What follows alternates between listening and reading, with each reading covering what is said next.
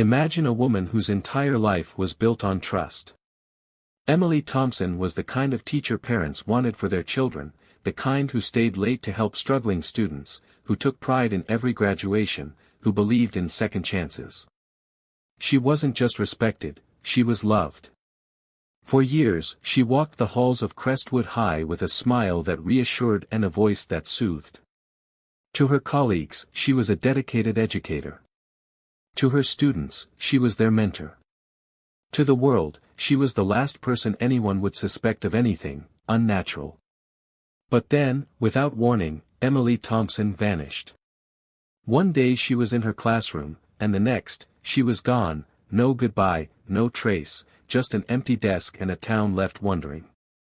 At first, there were whispers. Maybe she'd left town. Maybe she'd needed a fresh start. But as the days turned to weeks, the whispers turned into questions, and the questions turned into fear. Because Emily Thompson hadn't just disappeared, she had left something behind. Something that couldn't be ignored. The first body was found just days after she vanished. A man, brutally murdered in his own home. His connection to Emily? Unclear. Then, another. And another. Each discovery more chilling than the last. The quiet town of Crestwood had seen its fair share of troubles, but nothing like this. People started locking their doors, watching their backs, questioning everyone they knew. Because if Emily wasn't dead, then where was she? And if she was alive, what had she become? Investigators scrambled to piece together the truth, but every answer led to another question. Had Emily Thompson been a victim? Or had she been hiding something all along?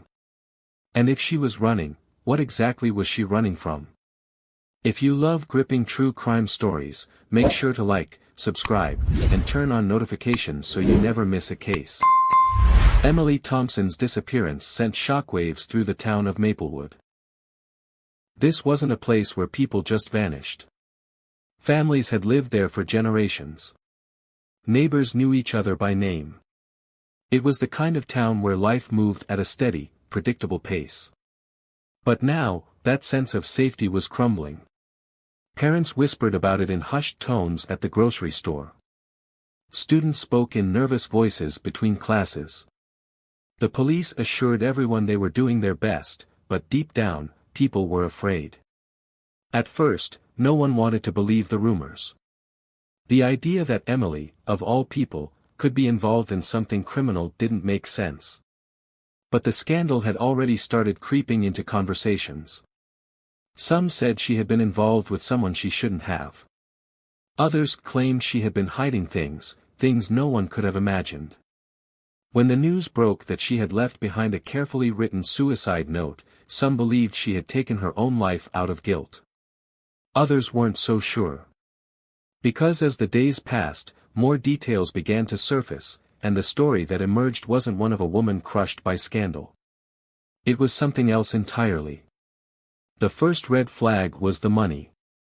A significant amount had been withdrawn from Emily's account just before she vanished. Not just a few $100s, enough to start over somewhere new. Enough to suggest this wasn't an impulsive escape. Then came the second problem. No body. Authorities searched the surrounding woods, the nearby river, even abandoned buildings, but there was nothing. No sign of a struggle, no evidence that she had followed through with the note's final words. It was like she had simply stepped out of her life and disappeared into thin air. Then, the first body was found. A man, murdered in his home. A man with no clear connection to Emily Thompson, at least, not at first. But when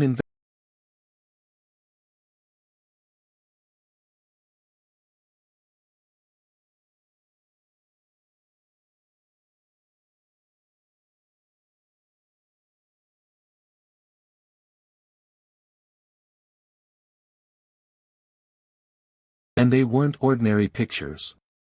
Some looked like they had been taken without her knowing. Others suggested something far worse. The town of Maplewood, once peaceful and quiet, was now the center of a mystery no one could understand. The question wasn't just where Emily Thompson had gone. It was who she really was.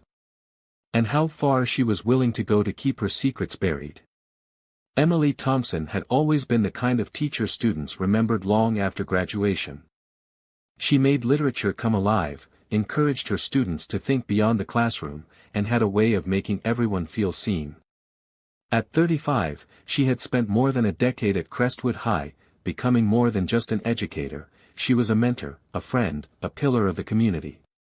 But for all the warmth she showed to the outside world, Emily's life was far from perfect. Beneath the surface, behind the kind smile and patient demeanor, there were cracks. And those cracks were about to split wide open. Michael Reynolds knew this better than anyone. He and Emily had once been the picture of a happy couple, but that was a long time ago. Their marriage had been falling apart for years, strained by unspoken resentments, financial troubles, and a history neither of them liked to talk about. Michael was a businessman, running a small but successful construction firm in town. He had his own demons, failed investments, debts that never seemed to go away, a drinking problem that he swore was under control. Their relationship had turned into a cycle of arguments and apologies, distance and forced smiles. To the outside world, they were still husband and wife. Behind closed doors, they were barely speaking. And when Emily disappeared, Michael was the first person people started whispering about. Then there was Detective Laura Martinez, a seasoned investigator with over 15 years on the force. She had seen her share of missing persons cases, but something about this one felt different from the start. The pieces didn't fit. A teacher with no history of violence suddenly linked to a string of murders. A suicide note with no body. A husband with a questionable past but no clear motive. Laura had learned to trust her instincts, and they were telling her there was more to this story than anyone realized. She wasn't going to stop until she found out the truth, no matter where it led. Sarah Miller had been Emily's closest friend for years. They had met at Crestwood High when Sarah was hired as a history teacher, and the two had been inseparable ever since. If anyone knew Emily's secrets, it was Sarah. Or at least, she thought she did. Emily had confided in her about the troubles in her marriage, about the stress of work, about wanting to escape and start over. But there were things Emily never told her, things Sarah was only beginning to piece together after she disappeared. And when the police started asking questions, Sarah realized something terrifying. She didn't know Emily as well as she thought she did. As the investigation continued, each of these people, Emily, Michael, Laura, and Sarah, became entangled in a story far darker than anyone could have imagined. And as the bodies kept turning up, one question loomed over everything. Was Emily Thompson a victim? Or was she something else entirely? The accusation came out of nowhere. One day, Emily Thompson was a respected teacher, trusted by parents, admired by students. The next, she was at the center of a scandal that spread like wildfire. A student had come forward, claiming there was something more than just lessons and mentorship happening behind closed doors. The school board held an emergency meeting. Whispers turned into outrage. Parents demanded answers. Emily denied everything, called it a terrible misunderstanding, but the damage had already been done. It didn't matter if it was true. It didn't matter. What had started as a tragic disappearance had turned into something far more terrifying. The police worked around the clock, looking for leads, chasing down every possible connection. But all roads led back to the same person, Emily Thompson. And the problem was, Emily Thompson no longer existed. At least, not in the way everyone thought she did. Detective Laura Martinez had seen her fair share of tragic cases, but something about Emily Thompson's supposed suicide didn't sit right. From the moment she read the note, she knew. It was too perfect. Too polished. The kind of thing you'd expect in a novel, not a real goodbye. Most people who take their own lives don't leave behind such carefully worded explanations. They ramble, they contradict themselves, they struggle to find the right words. But Emily's note? It was precise. Thoughtful. As if she had planned for someone to find it and believe it without question.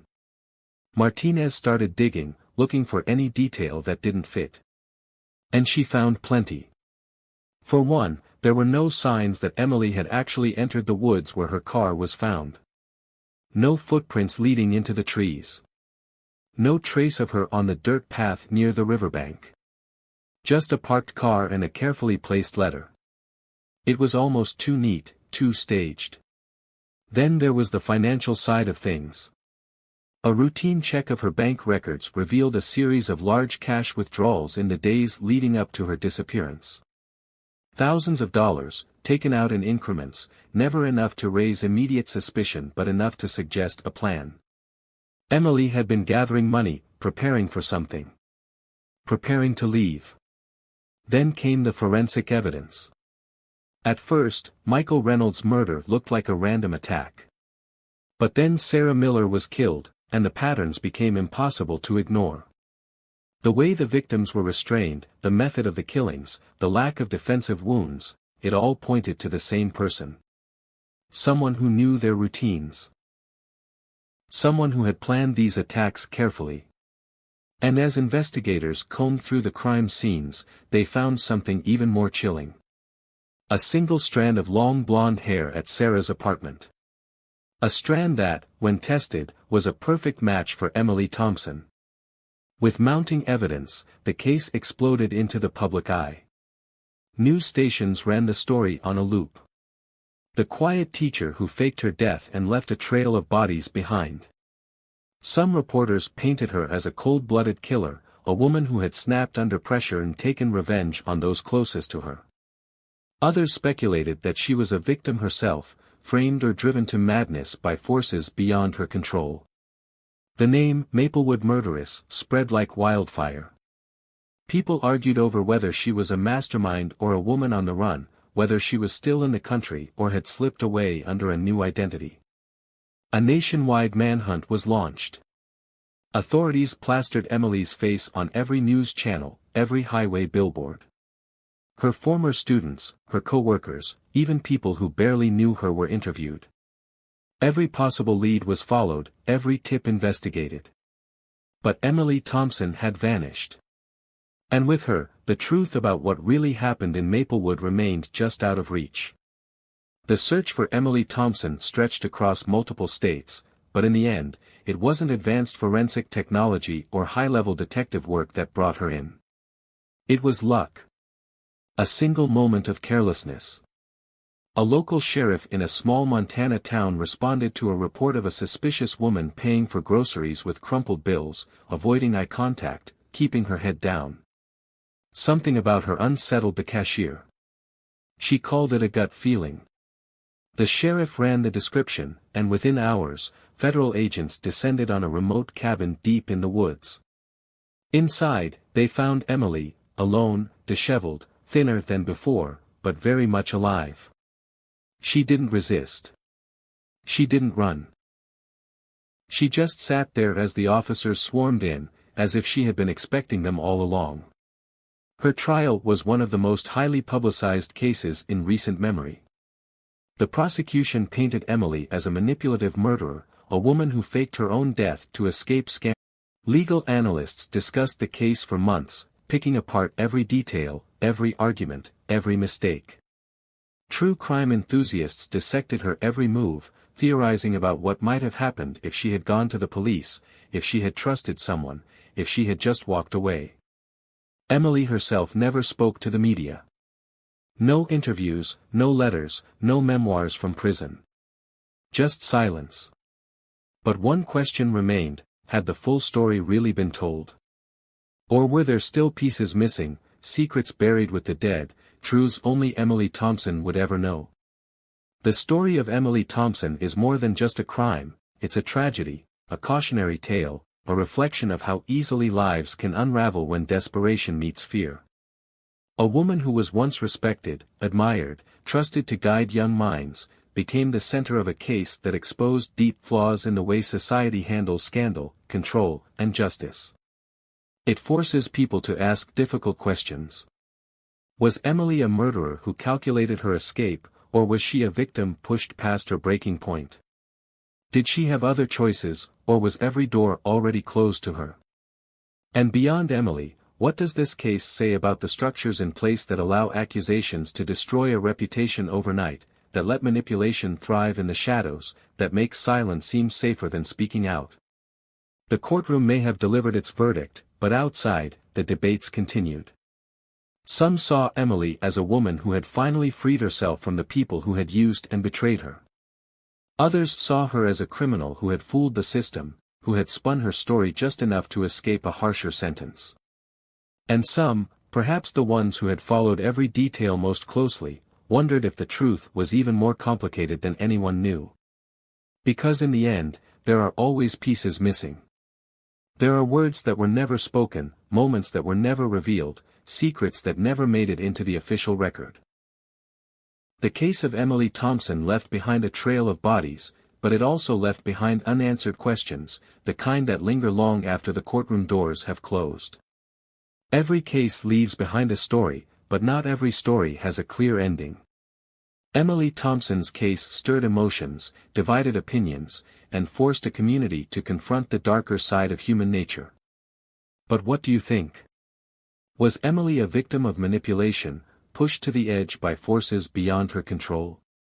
Or was she a calculated killer who knew exactly what she was doing every step of the way? Could things have played out differently if someone had seen the warning signs earlier? The conversation doesn't end here. Share your thoughts in the comments. These cases challenge our understanding of justice, morality, and what a person is truly capable of when they feel trapped with no way out. If you want more stories that take you deep into the minds of those who live on the edge of reason, make sure to like this video, subscribe to the channel, and turn on notifications so you never miss a case. We have more chilling stories coming your way, real-life mysteries that prove truth can be stranger, and darker, than fiction. Thank you for watching, and we'll see you next time.